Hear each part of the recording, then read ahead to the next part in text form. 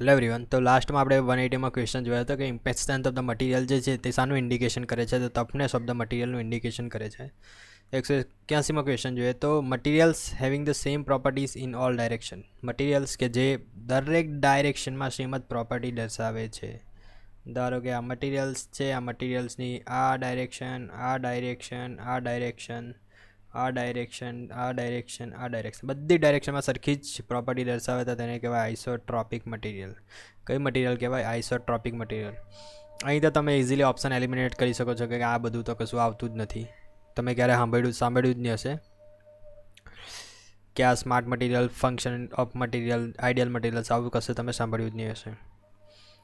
અહીં કેટલીક વસ્તુ છે તે આપણે ડિટેલ્સમાં જોઈ લઈએ કે હોમોજીનિયસ મટીરિયલ કોને કહેવાય. તો વન ડાયરેક્શનમાં પ્રોપર્ટી સેમ હોય, એક જ ડાયરેક્શનમાં પ્રોપર્ટી સેમ હોય. ધારો કે આ ડાયરેક્શન છે, આ ડાયરેક્શનમાં પ્રોપર્ટી જે છે એ સેમ છે. એક જ ડાયરેક્શનમાં પ્રોપર્ટી સેમ હોવાનો મતલબ શું છે કે અલગ અલગ પોઈન્ટ પર, જે પણ પોઈન્ટ પર આખા મટીરિયલ્સની અંદર તમે જશો તે દરેક પોઈન્ટ પર એક જ ડાયરેક્શનમાં પ્રોપર્ટી સેમ હશે. મીન્સ કે આ ડાયરેક્શનમાં પ્રોપર્ટી સેમ છે તો એ જ ડાયરેક્શનમાં બધી પ્રોપર્ટી સેમ હશે, તો તેને કહેવાય હોમોજીનિયસ મટીરિયલ. બરાબર. બીજું મટીરિયલ છે આઇસોટ્રોપિક.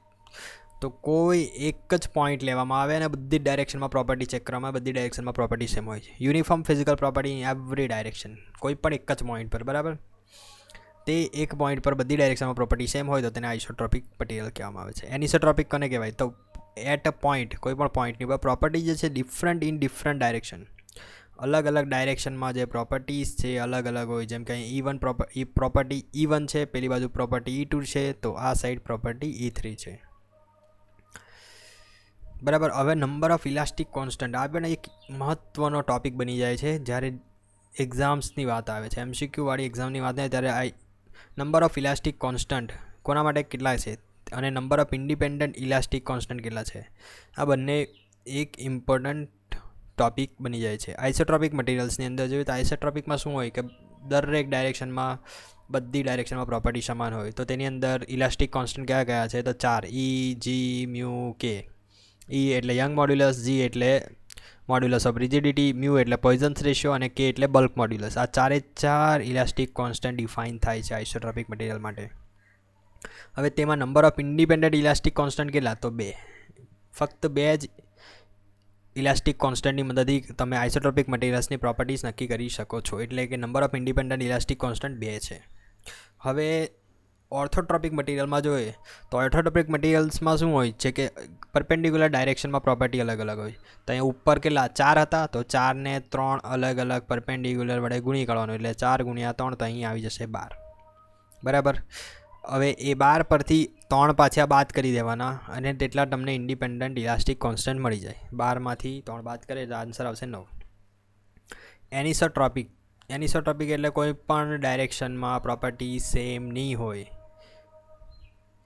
આ ઓર્થોટ્રોપિક વિશે મેં તમને નહીં જણાવ્યું, પણ ઓર્થોટ્રોપિક એટલે એવું મટીરિયલ્સ કે જે મટીરિયલ્સની પરપેન્ડિક્યુલર ડાયરેક્શનમાં પ્રોપર્ટી સમાન હોય.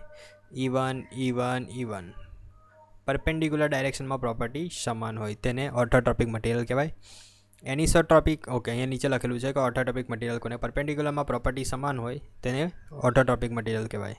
હવે એનિસોટ્રોપિક મટીરિયલ કોને કહેવાય? તો એનિસોટ્રોપિક મટીરિયલ એટલે એવું મટીરિયલ કે eight point property different in different direction, અલગ અલગ પોઈન્ટે એક જ પોઈન્ટ પર અલગ અલગ ડાયરેક્શનમાં પ્રોપર્ટી અલગ અલગ હોય તેને એનિસોટ્રોપિક મટીરિયલ કહેવાય. હવે પ્રોપર્ટી જો અલગ અલગ હોય તો તેના માટે ઇલાસ્ટિક કોન્સ્ટન્ટ ઇન્ફિનિટી થઈ જાય, બહુ જ બધા ઇલાસ્ટિક કોન્સ્ટન્ટ આવી જાય. અને ઇન્ડિપેન્ડન્ટ ઇલાસ્ટિક કોન્સ્ટન્ટ કેટલા થઈ જાય? તો આ 12 છે, આ 9 છે, બંનેનો સરવાળો કરી દેવાનો. કેટલા 12 અને 9નો સરવાળો કરી દેવાનો એટલા. આ વસ્તુને આ કોઠા મુજબ જ તમે યાદ રાખશો તો ઇઝી પડશે. બરાબર. પહેલું શું જોયું? આઇસોટ્રોપિકમાં શું હોય? 4 ઇન્ડિપેન્ડન્ટ ઇલાસ્ટિક કોન્સ્ટન્ટ આવે, E, G, μ, K. બરાબર. તે 4માંથી મિનિમમ 2 તો તમને ઇન્ડિપેન્ડન્ટલી જોઈએ જ. પછી બીજું જોઈએ તો ઓર્થોટ્રોપિકમાં શું થાય? 4 × 3 પરપેન્ડિક્યુલર ડાયરેક્શનમાં સમાન. બરાબર. એટલે 4 × 3 તો 12 થઈ જાય. બરાબર. 12માંથી મિનિમમ 9 તો તમને જોઈએ જ. 12માંથી 3 બાદ કરીએ તો 9 મળી જાય. આ જે 3 ડાયરેક્શન છે એ 3 પાછા બાદ બી કરી દેવાના, 3 વડે ગુણવાના અને પછી 3 બાદ કરી દેવાના તો તમને 9 મળી જાય. પછી આવશે એનિસોટ્રોપિક. તો એનિસોટ્રોપિકમાં શું હોય? એકદમ ઇન્ફિનિટિવ, એટલે બહુ જ બધી આ નંબર ઓફ ઇલાસ્ટિક કોન્સ્ટન્ટ બહુ જ બધા થઈ જાય. અને તેમાં પણ આ 12 અને 9 છે તેનો સરવાળો કરી દેવાનો. તે ઇન્ડિપેન્ડન્ટ 21 જોઈએ આપણે એનિસોટ્રોપિક મટીરિયલમાં.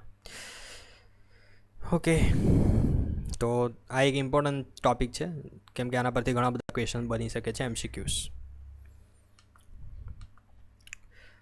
ટેન્સાઇલ ટેસ્ટની વાત કરીએ તો માઇલ્ડ સ્ટીલ પર જે ટેન્સાઇલ ટેસ્ટ કરવામાં આવે તો બ્રેકિંગ સ્ટ્રેસ જે છે તે અલ્ટિમેટ સ્ટ્રેસની કમ્પેરમાં કેટલો હોય છે તો ઓછો હોય છે. આ ક્વેશ્ચન મેં આગળના વિડીયોઝમાં પણ સમજાવ્યો છે. કદાચ તો RTO ક્લાસ 3ની જે પેપર સોલ્યુશન છે RTOનું, તેમાં મેં આ ક્વેશ્ચન સમજાવ્યો છે. 183 જો તો અમંગ the following which material is elastic, નીચેનામાંથી કયું મટીરિયલ જે છે ઇલાસ્ટિક છે તો સિરામિક તો આવે જ નહીં, બ્રિટલ એક જ ઓપ્શન છે steel. The property of material which allow it to drawn into વાયરમાં કોઈ પણ મટીરિયલ છે તેને ડ્રોન કરી શકાય તો તેની પ્રોપર્ટીને કહેવાય ડક્ટિલિટી. જે પ્રોપર્ટી છે તેના આધારે મટીરિયલ્સને વાયરમાં ડ્રોન કરી શકાય છે. ઇલાસ્ટિસિટી જે છે, તમને આ બંનેમાં કન્ફ્યુઝન હશે કે ડક્ટિલિટી અને ઇલાસ્ટિસિટી શું કામ આવે તો રીગેઇન શેપ કરવા. તમારો જે શેપ છે તેને રીગેઇન કરવા માટે જે પ્રોપર્ટી ઇમ્પોર્ટન્ટ છે તે ઇલાસ્ટિસિટી છે, અને ડક્ટિલિટી એ વાયર ડ્રોન કરવા માટે, મીન્સ કે વાયર બનાવવા માટે ઇમ્પોર્ટન્ટ પ્રોપર્ટી છે ડક્ટિલિટી છે.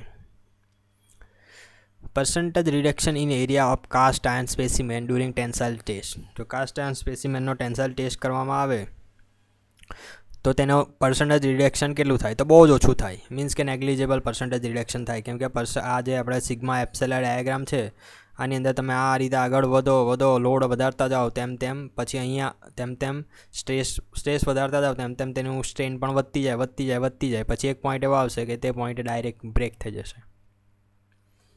તો અહીં તમને પર્સન્ટેજ રિડક્શન ઇન એરિયા કેટલો થશે, બહુ જ ઓછો, નેગ્લિજિબલ.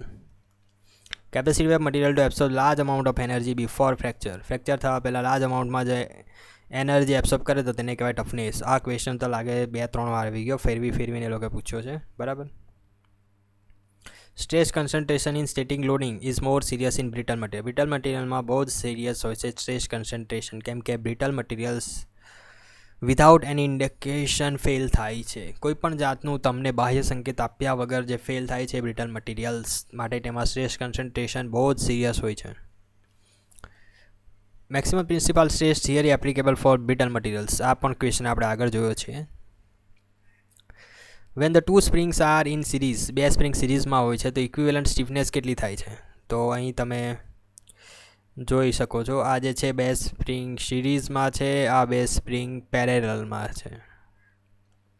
જ્યારે સિરીઝમાં હોય ત્યારે 1/k, એકચ્યુઅલી આ સિરીઝ અને પેરેલલ જે છે એ રેઝિસ્ટન્સ કરતાં ઊંધું છે, બરાબર. રેઝિસ્ટન્સમાં તમે સિરીઝમાં હોય તો તમે આને R1 કીધું ને R2 કીધું, તો આ સિરીઝમાં હોય તો R1 + R2 થાય, બરાબર. પરંતુ સ્પ્રિંગની અંદર આ સિરીઝ કરતાં એક્ઝેક્ટ ઓપોઝિટ છે, આવી રીતના તમે યાદ રાખવાનું. તો આમાં સિરીઝની વાત આવે તો તેમાં R1 + R2 થાય તો આમાં હું 1/, થઈ જાય, બરાબર. 1/k equivalent is 1/k1 + 1/k2. 1/k equivalent જો આ બંનેને k1 k2 ની જગ્યાએ બંનેને k લઈએ તો 1/k 1/k ઇક્વિવેલન્ટ 2/k થાય, અને k ઇક્વિવેલન્ટ લખીએ તો k/2 થાય. આ આન્સર આવશે આની અંદર, બરાબર, k/2. તેવી જ રીતે પેરેલલની વાત કરીએ તો રેઝિસ્ટન્સમાં પેરેલલ હોય, આ ધારો કે રેઝિસ્ટન્સ છે તેમાં પેરેલલ હોય R1 R2, તો તાના પેરેલલમાં 1/R ઇક્વિવેલન્ટ 1/R1 + 1/R2 થાય. પણ આનું એક્ઝેક્ટ ઊંધું સ્પ્રિંગની અંદર k ઇક્વિવેલન્ટ એટલે બંનેનો સરવાળો કરી દેવાનો 2k, આના જેવું, બરાબર. તો આવી રીતના તમે યાદ રાખી શકો છો. સુપરચાર્જિંગ જે પ્રોસેસ છે તે શું છે તો supplying the intake of the engine. ઇન્ટેકમાં શું હોય, એર. એન્જિનમાં જે એર સપ્લાય કરવાની હોય તે air density greater than the density of the surrounding atmosphere. તમારા આજુબાજુના એટમોસ્ફિયરમાં જે ડેન્સિટી છે એની તેના કરતાં વધારે ડેન્સિટી પર તમે જ્યારે એર સપ્લાય કરો તેને સુપરચાર્જિંગની પ્રોસેસ કહેવામાં આવે છે. Question number 191. Air standard efficiency of auto સાયકલની જે એર સ્ટાન્ડર્ડ એફિશિયન્સી છે એ ડીઝલ સાયકલ કરતાં for the given compression ratio. આપેલા કોમ્પ્રેશન રેશિયો માટે ઓટો સાયકલની એફિશિયન્સી ઓલવેઝ ડીઝલ સાયકલ કરતાં વધારે હશે સેમ કોમ્પ્રેશન રેશિયો માટે. જો કોમ્પ્રેશન રેશિયો ડીઝલ સાયકલનો વધારે હોય અને ઓટો સાયકલનો ઓછો હોય તો તે ટાઈમે ડીઝલ સાયકલની એફિશિયન્સી વધી જશે.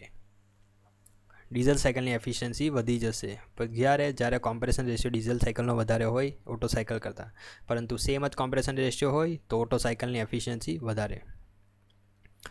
Combustion in compression ignition engine. Compression ignition એન્જિનમાં જે પણ કમ્બેશન થાય છે એ હેટ્રોજીનિયસ હોય છે. તો પહેલાં તો તમારે આ વર્ડ સમજવો પડે કે હેટ્રોજીનિયસ કોને કહેવાય અને હોમોજીનિયસ કોને કહેવાય. તો હોમોજીનિયસ એટલે કે સિંગલ ફેઝ, આખું મિક્સચર જે છે એ સિંગલ જ ફેઝમાં છે. એટલે કે પ્રવાહી છે તો આખું મિક્સચર પ્રવાહી જ છે, વાયુ છે તો આખું મિક્સચર વાયુ જ છે. તો હોમોજીનિયસ શાની અંદર થાય? પેટ્રોલ અને એરનું મિક્સચર જે આઈસી એન્જિનની અંદર જાય છે તે બંને વાયુ સ્વરૂપમાં હોય છે. મીન્સ કે પેટ્રોલ પણ ઇવોપરેટ થઈ ગયેલું હોય અને એર જે છે તે તો વાયુ સ્વરૂપમાં જ હોય છે. મીન્સ કે આખું મિક્સર સિંગલ ફેઝમાં હોય તો પેટ્રોલ પ્લસ એરનું જે ગેસિયસ મિક્સચર છે એ આઈસી એન્જિનમાં વપરાય તેને હોમોજીનિયસ કમ્બશન કહેવાય. અને હેટ્રોજીનિયસ કમ્બશન એટલે કે મોર દેન વન ફેઝમાં હોય. તો ડીઝલની અંદર તમે જોઈ શકો છો કે ડીઝલ એન્જિનની અંદર એરને શક કરવામાં આવે છે અને ડીઝલના પાર્ટિકલને ઇન્જેક્ટરની મદદથી સ્પ્રે કરવામાં આવે છે. તો આ જે સ્પ્રેવાળા પાર્ટિકલ છે એ લિક્વિડ ફોર્મમાં છે અને અહીં જે એર છે એ ગેસ ફોર્મમાં છે. તો આ જે મિક્સચર થયું તેને હેટ્રોજીનિયસ મિક્સચર અને કમ્બશન જે થયું તેને હેટ્રોજીનિયસ કમ્બશન કહેવાય. Air fuel ratio petrol engine controlled by. Petrol engine air fuel ratio કેવી રીતે કંટ્રોલ થાય? તો કાર્બ્યુરેટર દ્વારા. ઇઝી જ છે. બે પેરેલલ ફોર્સિસ છે 100 કિલોન્યુટન 75 કિલોન્યુટનના. તેના બંનેનો રિઝલ્ટન્ટ જે છે 25 કિલોન્યુટન છે. મીન્સ કે 100 અને 75 એ બંને વિરુદ્ધ ઓપોઝિટ ડાયરેક્શનમાં લાગતા હોય તો જ 25 કિલોન્યુટન થાય. આ તો ઇઝી જ છે, તમને ખબર પડી જશે. હવે બંને વિરુદ્ધ દિશામાં લાગે તો તેને કહેવાય unlike parallel forces. Like parallel forces એટલે એક જ ડાયરેક્શનમાં. જો 100 પણ આ ડાયરેક્શનમાં લાગે, 25 પણ આ ડાયરેક્શનમાં લાગે તો આ બંનેનું રિઝલ્ટન્ટ 125 થઈ જાય. તેને લાઇક પેરેલલ ફોર્સિસ કહેવાય. લિમિટિંગ ફ્રિક્શન છે જે શાના પર ડિપેન્ડ કરે છે? તો આ એક ઇમ્પોર્ટન્ટ ક્વેશ્ચન છે કેમ કે કન્ફ્યુઝન થાય. તો material of the body in contact. બે બોડી છે તે બંનેનું મટીરિયલ્સ, બે બોડી છે તો બંનેના મટીરિયલ્સ પર ડિપેન્ડ કરે છે. વેઇટ પર બી ડિપેન્ડ કરે છે અને સરફેસ રફનેસ કેટલી છે તેના પર બી ડિપેન્ડ કરે છે. તો આ બધા પર જ ડિપેન્ડ કરે છે. 196 if n less than 2j - 3. આ એક ઇમ્પોર્ટન્ટ ઇક્વેશન છે જે મેં તમને આગળ પણ કીધું હતું. Member is equal two 2 × joint -3. આ શાના માટે વપરાય છે? જનરલી આ ટ્રસ માટે વપરાય. TRUSS. જ્યારે મેમ્બર છે તે 2j - 3 જેટલા જ હોય ત્યારે જે ટ્રસ છે પરફેક્ટ સ્ટ્રેસ કહેવાય. જો 2 કરતાં ઓછા હોય તો તેને કહેવાય રિડન્ડન્ટ. મેમ્બર જે છે ઓછા હોય તો તેને કહેવાય ડેફિશિયન્ટ. અને મેમ્બર જે છે એ વધારે હોય, જો મેમ્બર ઓછા હોય તો ડેફિશિયન્ટ, મેમ્બર વધારે હોય તો એને કહેવાય રિડન્ડન્ટ. આ તો તમારે યાદ રાખવું પડશે. જો ફ્રેમ કે સ્ટ્રક્ચરમાં વાપર્યા હોય then the frame is called. Means કે મેમ્બર ઓછા છે તો તેને કહેવાય ડેફિશિયન્ટ ફ્રેમ. અને રેડન્ડન્ટ ફ્રેમ કોને કહેવાય? જો મેમ્બર વધારે હોય તો રેડન્ડન્ટ ફ્રેમ કહેવાય અને ઇઝ ઇક્વલ ટુ હોય તો પરફેક્ટ ફ્રેમ કહેવાય. Completeness and unambiguity of the solid model are attributed to the fact that. Solid model જે છે, સોલિડ મોડલ કોને કહેવાય? તો આ તો ઓટોકેડને એની વાત આવી ગઈ. ઓટોકેડમાં શું હોય? તમે પહેલાં આ રીતના ચોરસ બનાવી દો. હવે આ ચોરસને જો દિવાલ બનાવી હોય તો તેને આ રીતનું એક્સટ્રુડ કરી દે. બરાબર. હવે એક્સટ્રુડ કરી દીધે, આ જે મળી ગયું એ સોલિડ મોડલ બની ગયું. બરાબર. પહેલાં શું હતું? ખાલી જીઓમેટ્રિકલી 2D ફિગર હતી. જ્યારે તેને એક્સટ્રુડ કરી દીધું તો આ બની ગયું સોલિડ મોડલ. બરાબર. એ સોલિડ મોડલની વાત કરી છે કે સોલિડ મેડમાં ડેટાબેઝ સ્ટોર્સ બોથ ખાલી જગ્યા અને ખાલી જગ્યા ઇન્ફોર્મેશન. હવે એનો જે ડેટાબેઝ છે, હવે આજે તમે ડ્રો કર્યું કશે ને કશે તો સ્ટોર થતું હશે. તો એ જ્યાં સ્ટોર થાય છે તે શું વસ્તુ સ્ટોર કરે છે? તો જીઓમેટ્રી સ્ટોર કરે છે. જીઓમેટ્રી એટલે કે આ ચોરસને સ્ટોર કર્યું અને ટોપોલોજી એટલે કે આજે તમે એક્સટ્રુડ કર્યું. બરાબર. તેને પણ સ્ટોર કરે છે. હવે ટોપોલોજીમાં બીજી એક વસ્તુ આવે છે કે આને તમે ઈંટ ડ્રો કરો છો. ઘણી બધી વાર આને વોલ બતાવવા માટે તમે ઈંટ ડ્રો કરો છો તો તેને કહેવાય ટોપોલોજી. ટોપોલોજી શું દર્શાવે? કે આજે આખું સોલિડ મોડલ છે તે દિવાલ છે એવું બતાવે. તમે આની અંદર પાણી કરી દો તો આ સ્વિમિંગ પુલ બની જશે. બરાબર. તો તેની ટોપોલોજી કહેવાય. તો આ બંને વસ્તુનું હોવી ખૂબ જરૂરી છે. Design of tools is a part of CAD. CAD એટલે કોમ્પ્યુટર એડેડ ડિઝાઇન અને CAM એટલે કોમ્પ્યુટર એડેડ મેન્યુફેક્ચરિંગ. હવે ટૂલની વાત આવે તો ટૂલ શામાં જાય? મેન્યુફેક્ચરિંગમાં જ જાય. તો બરાબર. તો CAM design of tool is a part of CAM. Mass property calculation depends upon mass પ્રોપર્ટીની જે કેલ્ક્યુલેશન છે એ ડિપેન્ડ અપન તમને કીધું હવે આજે તમે દિવાલ બનાવી બરાબર, એ દિવાલની તમારે માસ કેલ્ક્યુલેટ કરવું હોય તો એ કોના પર ડિપેન્ડ કરે? તો તેની ટોપોલોજી પર ડિપેન્ડ કરે અને જીઓમેટ્રી બંને પર ડિપેન્ડ કરે. આ દિવાલ આટલી નાની છે, આ દિવાલ આટલી મોટી છે બરાબર, તો આનો માસ કેલ્ક્યુલેટ કરો, આનું માસ કેલ્ક્યુલેટ, બંનેનું માસ અલગ અલગ આવશે. કેમ? કેમ કે આની જીઓમેટ્રી પણ અલગ છે. બીજું ટોપોલોજી એટલે કે અંદર તમે સિમેન્ટ કોન્ક્રીટ વાપરી કે ઈંટ વાપરી તો તેના આધારે પણ ડિપેન્ડ કરે છે. તો માસ પ્રોપર્ટી બંને પર ડિપેન્ડ કરે છે, જીઓમેટ્રી અને ટોપોલોજી બંને ઉપર. What type of format IGES system uses? IGES system કયું ફોર્મેટ યુઝ કરે છે? તો બાયનરી ફોર્મેટ. ડાયરેક્ટલી યાદ રાખી લો, બાયનરી ફોર્મેટ યુઝ કરે છે. 201મો સવાલ. Scaling factor are always positive. Negative scale factor શું પ્રોડ્યુસ કરે છે? રિફ્લેક્શન પ્રોડ્યુસ કરે છે. સ્કેલિંગ ફેક્ટર પોઝિટિવ હોય છે તો નેગેટિવ સ્કેલ ફેક્ટર શું પ્રોડ્યુસ કરે છે? રિફ્લેક્શન પ્રોડ્યુસ કરે છે. Numerical control motion control system. Numerical control, NC એટલે ન્યુમેરિકલ કંટ્રોલ. એ જે મોશન કંટ્રોલ સિસ્ટમ છે તો system which capable continuous simulation control of the 2 or more axis refer two. Continuous અને સાયમલ્ટેનિયસ. કન્ટિન્યુઅસ એટલે એકી સાથે અને સાયમલ્ટેનિયસ એટલે એકી સાથે. કન્ટિન્યુઅસ એટલે એક ધારું અને સાયમલ્ટેનિયસ એટલે એક સાથે. આ જે આખી મોશન છે સાયમલ્ટેનિયસ અને કન્ટિન્યુઅસ મોશન કહેવાય બરાબર. તો એ બંને એક્સિસ પર રિફર કરવામાં આવે તો આ જે સિસ્ટમ છે તેને કન્ટિન્યુઅસ પાથ સિસ્ટમ કહેવાય. અહીં તમે જોઈ શકો પાથ છે જે કન્ટિન્યુઅસ છે. આના સિવાય બીજી એક સિસ્ટમ આવે ઇન્ટરમિટન્ટ બરાબર. તો તેમાં શું હોય? આ અને આ પોઈન્ટ હોય. આ પોઈન્ટ પર તમે અહીંથી અહીં પણ જોઈ શકો, અહીંથી અહીં પણ જોઈ શકો, અહીંથી અહીં પણ જોઈ શકો. તો આ જે છે એ પોઈન્ટ પાથ સિસ્ટમ કહેવાય. Point to point path system કહેવાય. અને આ જે છે કન્ટિન્યુઅસ પાથ સિસ્ટમ કહેવાય. Out of the following which type of coding system use in numerical control programming? કઈ ટાઈપની કોડિંગ સિસ્ટમ યુઝ થાય છે? તો બાયનરી કોડિંગ સિસ્ટમ. કઈ? Binary coding system. In the G code of NC part programming, numerical control part પ્રોગ્રામિંગમાં G code છે તેમાં G21 શું રિફર કરે છે? તે G21 રિફર કરે છે ઇનપુટ વેલ્યુઝ સ્પેસિફાઈડ ઇન મિલીમીટર્સ. તમારી જે પણ ઇનપુટ વેલ્યુ છે એ મિલીમીટરમાં સ્પેસિફાઈડ કરેલી છે. હવે અહીં જે G કોડ અને M કોડ છે તે મેં કેટલાક આપી દીધા છે કે M0 કોડ છે પ્રોગ્રામ સ્ટોપ કહે છે, M1 ઓપ્શનલ સ્ટોપ કહે છે. Only executed if the stop switch on the CNC control is turn on. M2 શું કહે છે? એન્ડ ઓફ પ્રોગ્રામ બરાબર. M3 spindle on clockwise. M4 spindle on counter clockwise. M5 spindle stop. M6 change tool. M8 and 9 coolant on અને coolant off. M30 end of program. આ તમારે યાદ રાખવાના છે રહ્યા, કેમ કે દર વખતે GPSCમાં પૂછાય જ છે કોઈ પણ M કોડ અને G કોડ.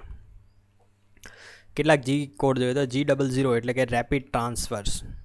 ટૂલ્સ અહીંયાથી અહીંયા એકદમ ઝડપથી જતું રહ્યું તેને રેપિડ ટ્રાન્સફર કહેવાય. G01 એટલે લિનિયર ઇન્ટરપોલેશન. મીન્સ કે તમે કોઈ રેખાનું સમીકરણ આપો, લાઇનનું સમીકરણ, અને એ લાઇનનું સમીકરણ કાપતું અહીં પહોંચે તો તેને G01 કોડ આપેલો કહેવાય.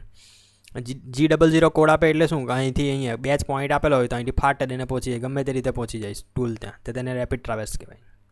G02ની વાત કરીએ તો સર્ક્યુલર ઇન્ટરપોલેશન ક્લોકવાઇઝ. G03ની વાત કરીએ તો એન્ટી ક્લોકવાઇઝ. 04માં ડેવેલ આવે. 09 exact stop. G10 programmable data input. આ G20 અને G21 આ પેલું ઉપર જે ક્વેશ્ચન જો G21 તો input in MM, G20 input in inch. આ ઇમ્પોર્ટન્ટ છે અત્યારે. પછી G32 થ્રેડ કટિંગ માટે બરાબર. બીજા તો કંઈ નહીં. આ ટર્નિંગ સાયકલ પૂછાય કોઈક વાર. G71 G72 ફેસિંગ સાયકલ છે. પછી G76 થ્રેડિંગ સાયકલ છે. જો G32 થ્રેડ કટિંગ છે અને G76 થ્રેડિંગ સાયકલ કહેવાય. પછી G94 G95 ફીડ પર મિનિટ, ફીડ પર રિવોલ્યુશન. પછી G80 આ પણ પૂછાય છે, કેન સાયકલ કહેવાય G80 ને. G81 drilling boring cycle. G84 tapping. G85 boring cycle. G86 પણ બોરિંગ સાયકલ. પછી આ પૂછાય છે G90 એબ્સોલ્યુટ કમાન્ડ અને incremental command. G90 G91. Okay, તો આ કેટલાક કોડ છે આ પણ તમારે યાદ રાખવાના છે. ઇમ્પોર્ટન્ટ. જનરલી તો આ જ બધા પૂછાય છે, G00, 01, 03, 04, પછી આવી રહ્યા G20, 21, પછી G91, આવા જ પૂછાય છે generally. Numerical control part programming જે છે તેમાં એમ કોડ શું સ્પેસિફાય કરે છે, તો મિસેલેનિયસ અને એક્ઝલરી ફંક્શન જે છે તે એમ કોડ સ્પેસિફાય કરે છે. ઓટોમેટિકલી પ્રોગ્રામ્ડ ટૂલ APT જે છે તેમાં મોશન કમાન્ડ છે તે યુઝ ટુ સ્પેસિફાય, શાને સ્પેસિફાય કરવા માટે યુઝ કરવામાં આવે છે, તો ટૂલ પાથને સ્પેસિફાય. તમારું ટૂલ ક્યાંથી ક્યાં જશે એ પાથ સ્પેસિફાય કરવા માટે ઓટોમેટિકલી પ્રોગ્રામ ટૂલનો યુઝ કરવામાં આવે છે. Minimum limit of the hole is taken as, minimum limit of the હોલની મિનિમમ લિમિટ કોને ટેકન કહેવામાં આવે છે, તો basic size in hole basis system. પાછું આ ધ્યાન રાખજો, હોલ બેઝિસ સિસ્ટમમાં જે મિનિમમ લિમિટ ઓફ હોલ છે તેને બેઝિક સાઇઝ તરીકે લેવામાં આવે છે. આના માટે તમારે આ જોવું પડશે, એક જ મિનિટ.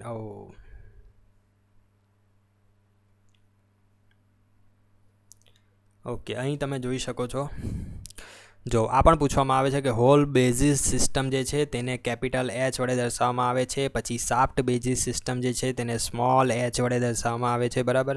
હવે હોલ બેઝિસ સિસ્ટમમાં ઉપર હોલ હોય છે, સાફ્ટ બેઝિસ સિસ્ટમમાં નીચે સાફ્ટ હોય છે. મીન્સ કે એની સ્ટાર્ટિંગ ઉપરથી થશે, અહીં એની સ્ટાર્ટિંગ નીચેથી થશે. હવે હોલ બેઝિસ સિસ્ટમમાં આ તમે H જોઈ શકો છો, બરાબર. આ જે H છે એને હું તમને અહીં દર્શાવું, આ જે છે બેઝિક સાઇઝ છે. હોલ બેઝિક સિસ્ટમનો આ જે કેપિટલ H છે તે અહીં દર્શાવે, બરાબર. તો અહીં તમે જોઈ શકો છો બેઝિક્સ આ જે છે. ઓકે, આ જે હોલ બેઝિસમાં પહેલાં ઉપર જોઈએ તો આ જે છે એ હાયર લિમિટ કહેવાય અથવા અપર લિમિટ કહેવાય, અને આ લોઅર લિમિટ કહેવાય. અપર લિમિટ લોઅર લિમિટ શું, તો તમને કહેતા 2.01 ± 0.003, બરાબર. તો આ પ્લસવાળી જે લિમિટ છે અપર લિમિટ, માઇનસવાળી જે લિમિટ છે લોઅર લિમિટ. તો હોલ બેઝિસ સિસ્ટમમાં જે લોઅર લિમિટ છે બેઝિક સાઇઝ સાથે ટચ થતી હોય અને અપર લિમિટ ઉપરની બાજુ હોય. સાફ્ટ બેઝિસ સિસ્ટમની વાત કરું તો સ્મોલ h નીચે હશે, જો તમે આ દેખાય આ સ્મોલ h એ નીચે હશે. તો સાફ્ટ બેઝિસ સિસ્ટમમાં તમારી જે બેઝિક સાઇઝ છે તે સાફ્ટની અપર લિમિટને ટચ કરશે, ના કે લોઅર લિમિટને, બરાબર. તો આ બંનેમાં જોઈ શકો છો તમે. The minimum limit of the whole is taken as basic size in the whole basis system, અને જો એ shaft basis system હોય તો upper limit taken as basic size. Out of the stated નીચેના દર્શાવેલામાં which type of gauge used to check the clearance between two surface, બે surface વચ્ચેનું clearance જ્યારે પણ check કરવાનું હોય એટલે તમારે ફિલર ગેજને લાવી દેવાનો. ફિલર ગેજ જ જે છે એ ક્લિયરન્સ ચેક કરવા માટે વપરાય છે. 209ની વાત કરીએ તો કેલિપર યુઝ કરવામાં આવે છે. કઈ ટાઈપની કેલિપર યુઝ કરવામાં આવે છે, સ્ક્રાઇબિંગ લાઇન ડ્રો કરવા માટે. શાને, તો parallel to edges of the work and for finding the centre of the cylindrical work. Cylindrical જે વર્કપીસ છે તેનું સેન્ટર ફાઇન્ડ કરવા માટે, અને પેરેલલ એજીસને પેરેલલ લાઇન ડ્રો કરવા માટે કઈ કેલિપર વપરાય, તો હર્માફોરોડાઇટ કેલિપર. આ જે હર્માફોરોડાઇટ કેલિપર છે તે વપરાય. અહીં તમે જોઈ શકો છો વર્કપીસનું સેન્ટર નક્કી કરવા માટે જે છે તે પણ વપરાય. પછી અહીંથી તમે માપ લઈ લીધું, અને આ જે એજ છે તે એજને પેરેલલ લાઇન ડ્રો કરવા માટે પણ હર્માફોરોડાઇટ કેલિપર વપરાય છે. ઓપ્ટિકલ ફ્લેટ શાના બનેલા હોય છે, તો ક્વાર્ટ્ઝના બનેલા હોય છે. ઓપ્ટિકલ ફ્લેટ જે છે ક્વાર્ટ્ઝના બનેલા હોય છે. ઓપ્ટિકલ ફ્લેટ જનરલી પારદર્શક ગોળ આવા ટાઈપનું શેપનું હોય છે અને પારદર્શક હોય છે. કાચનો ચોસલો ગોળ સર્કલમાં, એમ કહેવું તો ચાલે. ઓપ્ટિકલ ફ્લેટ જે છે ક્વાર્ટ્ઝના બનેલા હોય છે. એક્સટર્નલ ટેપર જે છે તે એક્યુરેટલી મેઝર કેવી રીતના કરવામાં આવે છે, તો સાઇન બાર અને સ્લીપ ગેજ. એકદમ એક્યુરેટલી મેઝર કરવું હોય તો સાઇન બાર અને સ્લીપ ગેજની મદદથી કરવામાં આવે છે. સેન્સિટિવિટી અને range of measuring instrument. Sensitivity અને range of measuring instrument have inverse relationship. બરાબર છે, સાચી વાત છે કે જો સેન્સિટિવિટી અને રેન્જની વાત કરીએ, જોઈ લો ધારો કે આ તમારું ઇન્સ્ટ્રુમેન્ટ છે. આ ઇન્સ્ટ્રુમેન્ટ તમારી વેલ્યુ 0 થી 10 વચ્ચે માપતું હોય, બરાબર. તો આ ઇન્સ્ટ્રુમેન્ટની સેન્સિટિવિટી એકદમ વધારે છે એમ કહેવાય, પરંતુ કોઈક બીજાની કમ્પેરમાં જ કહેવાય ને ઓલવેઝ. તો ઊભા રહેજો, બતાવું. આ જ સેમ છે, પરંતુ આ 0 થી 50ની વેલ્યુ માપે છે, બરાબર. તો આની સેન્સિટિવિટી ઓછી કહેવાશે અને આની સેન્સિટિવિટી વધારે કહેવાશે. ઓકે, તો હવે આ તમે કેવી રીતના ડિપેન્ડ કર્યું? તો રેન્જ ઓફ મેઝરિંગ ઇન્સ્ટ્રુમેન્ટ, આની રેન્જ ઓછી છે તો એની સેન્સિટિવિટી વધારે કહેવાશે, આની રેન્જ વધારે છે તો આની સેન્સિટિવિટી ઓછી કહેવાશે. તો એકબીજા સાથે ઇન્વર્સ રિલેશનશિપમાં છે. Sensitivity inversely proportional to range. Question number 213 જોઈએ તો આઈટી ગ્રેડ 7ની વેલ્યુ છે, એ value of tolerance is equal to કેટલાનું વેલ્યુ ટોલરન્સ પ્રોવાઈડ કરે છે? તો 16i નું. આના માટે તો તમારે ઓકે, અહીં જે છે તે બીજું એક્સ્ટ્રા થોડીક વસ્તુ દર્શાવી છે. એક જ મિનિટ, આ આગળના ક્વેશ્ચનની જોઈ લઈએ.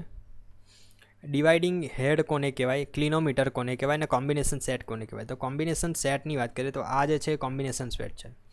આની અંદર તમને કોણ માપક પણ આવી જાય છે, આ 45 ડિગ્રીએ માપવા માટેનું, પછી આ એક સેન્ટર શોધવા માટેનું આવી જાય છે. તો આને કોમ્બિનેશન સેટ કહેવાય, બરાબર. ક્લિનોમીટર કોને કહેવાય? તો ક્લિનોમીટર માટે તો મેં અહીં કશું આપ્યું નથી, પણ ક્લિનોમીટર માટે મેં તમને આગળ બતાવ્યું હતું. આ રીતનું કોણ માપક જેવું હોય છે, અહીંથી દોરી લટકાવેલી હોય છે. કોણ માપકને તમારે જે સપાટી માપવી હોય તેને પેરેલલ મૂકી દેવાનું અને આ કોણ માપક અહીંથી તમને એંગલ બતાવી દે, તો એ ક્લિનોમીટર છે. અને ડિવાઇડિંગ હેડની વાત કરીએ તો આ રહ્યું, આ જે છે ડિવાઇડિંગ હેડ છે. આ લેથની ઉપરની જે અરેન્જમેન્ટ હોય છે તેને ડિવાઇડિંગ હેડ કહેવાય છે. આ જે હેડ છે તેને તમે અલગ અલગ એંગલ પર ડિવાઈડ કરી શકો છો. ડિવાઇડિંગ હેડનો યુઝ શું છે કે જ્યારે તમારી પાસે આ રીતનો શાફ્ટ છે, બરાબર. આ શાફ્ટની ઉપર એસપી લાઇનવાળી જે ખાંચા છે તે દોરવાના છે. હવે આ જે છે એ 90 ડિગ્રીના એંગલે 4 ખાંચા દોરવાના છે, બરાબર. તો 4 ખાંચા માટે આ જે તમારું હેડ છે એને તમારે 4 ભાગમાં ડિવાઈડ કરવું પડે, અને 4 ભાગમાં ડિવાઈડ કરવાનું કામ આ ડિવાઇડિંગ હેડ દ્વારા થાય છે. ઓકે, તો હવે પાછા આપણે આ ક્વેશ્ચન પર આવી જાય IT 7વાળા. તો IT 7વાળામાં આ એક કોઠો છે તે આખો યાદ રાખવો પડે. જનરલી તો આ બધું કશું યાદ રહે નહીં, તો આના પરથી આ કોઠા ઉપરથી 16i આન્સર આવશે. 214મો ક્વેશ્ચન જોઈએ તો select the quantity in the following that the dimensionless parameter that is not a dimensionless parameter. નીચેમાંની કઈ ક્વોન્ટિટી છે કે જે ડાયમેન્શન પેરામીટર નથી? તો કાઇનેમેટિક વિસ્કોસિટીનું ડાયમેન્શન આવે છે મીટર સ્ક્વેર પર સેકન્ડ. તો આ ડાયમેન્શન લેસ પેરામીટર નથી. બધા નંબર જે છે તે ઓલવેઝ ડાયમેન્શન લેસ જ હોય છે. પ્રેશર કોફિશિયન્ટ એ પણ ડાયમેન્શન લેસ નથી. તો કાઇનેમેટિક વિસ્કોસિટી છે, પ્રેશર કોફિશિયન્ટ જે છે એ પણ ડાયમેન્શન લેસ છે, પરંતુ આ કાઇનેમેટિક વિસ્કોસિટી જે છે ડાયમેન્શન લેસ નથી. In the following fluid parameter may be possess, particle may possess.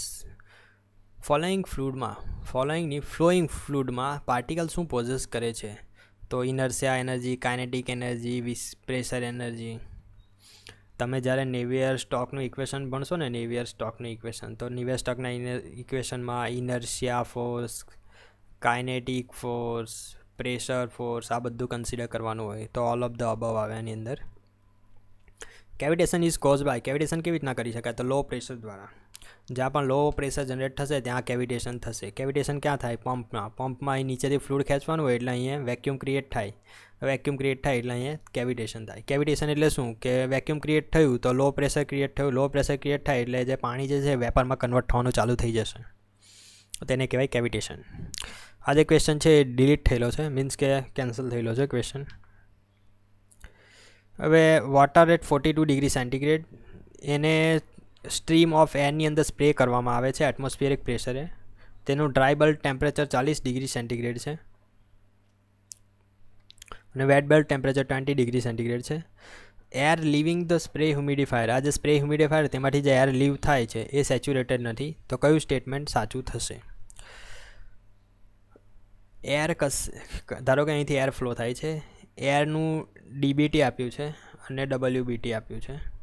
તેની અંદર 42 ડિગ્રી સેન્ટીગ્રેડે પાણી ઉમેરવામાં આવે છે, પાણી સ્પ્રે કરવામાં આવે છે, બરાબર. તો air leaving the spray humidifier, આમાંથી જે એર હવે બહાર નીકળશે તે સેચ્યુરેટેડ નથી. તો નીચેમાંથી કયું સ્ટેટમેન્ટ ટ્રુ છે? તો air gets heated and humidified. It means કે એર જે બહાર આવશે તેનું ટેમ્પરેચર વધેલું હશે અને તેની હ્યુમિડિટી પણ વધેલી હશે.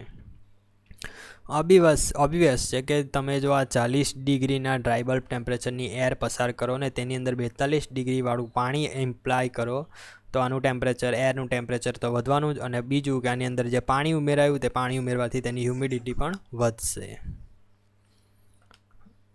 219મો ક્વેશ્ચન જોઈએ તો વેપાર કમ્પ્રેશન રેફ્રિજરેશન સાયકલ જે છે એ ફિગરમાં દર્શાવેલી છે with state 1 being exit of the evaporator. આ જે છે એક્ઝિટ ઓફ એવાપરેટર છે. Coordinate system use in figure is. તો આ જે કોઓર્ડિનેટ એટલે અહીંયા શું છે અને અહીં શું છે એને કોઓર્ડિનેટ કહેવાય. તો આની અંદર તમે કેવી રીતના નક્કી કરશો? તો પહેલાં તો તમને રેફ્રિજરેશન સાયકલ તો ખબર જ હશે કે 4 to 1 જે છે એવોપરેટર છે. આ જે છે કોમ્પ્રેશન સાયકલ છે. કોમ્પ્રેશનની અંદર શું થયું તો કે પ્રેશર જ વધે. તો આ એમ તો વધતું છે તો પ્રેશર જ વધશે. બીજું આ 2 થી 3 જે સાયકલ છે એ constant pressure heat rejection cycle છે. તો આ જે પ્રોસેસ છે તો કોન્સ્ટન્ટ પ્રેશરની જ છે. તો અહીં તો તમારું પ્રેશર જ આવશે, બરાબર. એ તો ફિક્સ થઈ ગયું કેમ કે આ એક 2 to 3 પ્રોસેસ છે એ પણ કોન્સ્ટન્ટ પ્રેશર છે અને 4 to 1 છે એ પણ કોન્સ્ટન્ટ પ્રેશર છે, બરાબર. તો તમારું આ નક્કી થઈ ગયું કે આ બાજુ તો પ્રેશર જ આવશે. તો પ્રેશરવાળા પીએચ અને પીએસ. હવે બીજી એક વસ્તુ, હવે આ તો તમને ખબર પડી ગઈ કે અહીં પ્રેશર આવશે, બરાબર. પરંતુ અહીં શું આવશે એ ચેક કરવા માટે તમારે આ 3-4 નંબરની જે પ્રોસેસ છે એ જોવાની. 3-4 નંબરની જે પ્રોસેસ છે એ 3-4 નંબરની પ્રોસેસ મેં અહીં તમને કીધું છે કે એ જે પ્રોસેસ છે એ થ્રોટલિંગ પ્રોસેસ છે. થ્રોટલિંગ પ્રોસેસની કેરેક્ટરિસ્ટિક શું હોય કે તેની એન્થાલ્પી જે હોય એ કોન્સ્ટન્ટ હોય. થ્રોટલિંગ પ્રોસેસ દરમિયાન જે પણ પ્રોસેસ થાય છે તેમાં જે એન્થાલ્પી છે એન્થાલ્પી ઓલવેઝ કોન્સ્ટન્ટ હોય. તો અહીં H3 અને H4 આ બંને કોન્સ્ટન્ટ છે, તો માટે અહીં આવશે એન્થાલ્પીનો H આવશે. તો આ ડાયાગ્રામ થઈ જશે પીએચ ડાયાગ્રામ. હવે અહીં તમે એસ નહીં લઈ શકો, બરાબર. પીએસ ડાયાગ્રામ નહીં લઈ શકો કેમ કે S3 = S4 નહીં થાય. થ્રોટલિંગ પ્રોસેસ દરમિયાન આ પોસિબલ નથી, પરંતુ થ્રોટલિંગ પ્રોસેસમાં H3 = H4 થાય છે. 220મો કેસ જે ઇન્ડસ્ટ્રીયલ હીટ પંપ છે તે ઓપરેટ કરે છે 27 ડિગ્રી અને -13 ડિગ્રી છે, બરાબર. હીટ એડિશન અને હીટ રિજેક્શન 750 અને 1000 વોટ છે. તો COP of the heat pump, તો આ હીટ પંપનો COP શોધો, બરાબર. તો અહીં તમે જોઈ શકો છો 27 ડિગ્રી ઓપરેટ થાય છે હીટ પંપ. હીટ પંપ છે એટલે આ જે પ્રોસેસ છે એ વર્ક કન્ઝ્યુમિંગ પ્રોસેસ હશે. હીટ પંપ જે છે એ વર્ક કન્ઝ્યુમિંગ છે, બરાબર. વર્ક કન્ઝ્યુમિંગ પ્રોસેસ, અને વર્ક કન્ઝ્યુમિંગ જે પ્રોસેસ હોય છે તે એન્ટી ક્લોકવાઇઝ દર્શાવવામાં આવે છે. મેં તમને આગળ પણ કીધું છે. તો નીચેનું જે T2 ટેમ્પરેચર છે તે -13 અને થોડુંક નીચે લઈ ગયા 273 -13 કરશો તો 260 કેલ્વિન આવશે. આ જે નીચેનું ટેમ્પરેચર છે ત્યાંથી હીટ લીધી, કેટલી 750ની હીટ લીધી અને વર્ક ઇનપુટ આપ્યું 250. આ કેવી રીતના કેલ્ક્યુલેટ કર્યું તે તમને કહું. અને જે Q1 છે એટલે કે જે આ તમારા સ્પેસ છે તેને હીટ કરવાની છે, એટલે કે ગરમ કરવાની છે, સ્પેસ ગરમ કરવાની છે. તો ત્યાં 1000 વોટની હીટ એને ઠાલવી દીધી. તો કેટલા ટેમ્પરેચરે? તો 300 કેલ્વિન ટેમ્પરેચરે. હવે Q1 અને Q2 તમારે આપ્યા છે 1000 અને 750. તો અહીંયા એરોનો ડાયાગ્રામ તમારે જોઈ લેવાનો.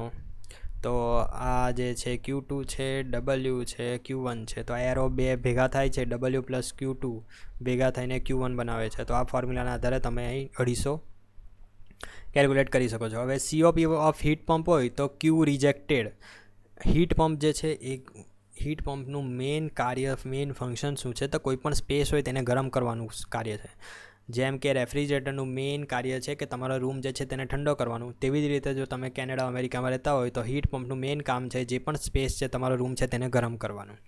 તો આમાં જે ઉપર જે આવે ને COPની અંદર ઉપર અહીં ડિઝાયર ઇફેક્ટ મીન્સ કે તમે શું ઈચ્છો છો? તો આપણે ગરમ કરવાનું ઈચ્છીએ છીએ, બરાબર. તો એ ગરમ કરવાનું જે ઈચ્છો છો અહીં તમે Q રિજેક્ટેડ. તો અહીં જેટલી હીટ રિજેક્ટ થાય તે તમારે લખવાની હોય છે. તો અહીં કેટલી? તો 1000ની હીટ રિજેક્ટ થઈ છે અને તેના માટે કેટલું વર્ક ઇનપુટ આપવું પડે? તો 250નું વર્ક ઇનપુટ આપવું પડે. કેટલું? 250નું. તો આ તમે કેલ્ક્યુલેટ કરશો તો આન્સર આવી જશે 4, બરાબર. હવે અહીં એક વસ્તુ ધ્યાન એ રાખવાનું છે કે અહીં તમને બંને ટેમ્પરેચર પણ આપેલા છે. તો પણ આપણે સૂત્રમાં આ પણ લઈ શકીએ છીએ. COP ઓફ હીટ પંપનું આ પણ સૂત્ર છે કે T1 / T1 - T2. તો આ આપણે કેમ નહીં લીધું? તો એક વસ્તુ ધ્યાન રાખવાનું કે જ્યારે પણ રકમમાં તમને 2 હીટ આપેલી હોય, 2 હીટ અથવા વર્ક, જો આ 3માંથી 2 વસ્તુ તમને આપેલી હોય ત્યારે, અને જો રકમમાં તમને આઈડિયલ સાયકલ છે આવું નહીં કીધું હોય તો તે ટાઈમે તમારે COP આ જ ફોર્મ્યુલાની મદદથી શોધવાનો.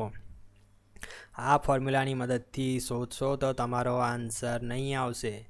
જ્યારે પણ તમને રકમમાં ફક્ત ટેમ્પરેચર જ આપ્યા હોય T1 T2 તે સમયે તમારે આ ફોર્મ્યુલા વાપરવાની અને આ જે ફોર્મ્યુલાની મદદથી આન્સર આવશે તે આઈડિયલ સાયકલ માટેનો આન્સર આવશે. કયો? આઈડિયલ સાયકલ માટેનો. અને આ ટાઈમે તમને રકમની અંદર મેન્શન કરેલું જ હશે કે જે સાયકલ છે રેફ્રિજરેશનની તે આઈડિયલ સાયકલ છે. બરાબર, તો આની અંદર આન્સર આપણે જોઈ લીધો. So thank you so much for watching this video. Please like, share and subscribe my channel Synthals Academy. So once again, thank you. Bye bye. See ya. Take care.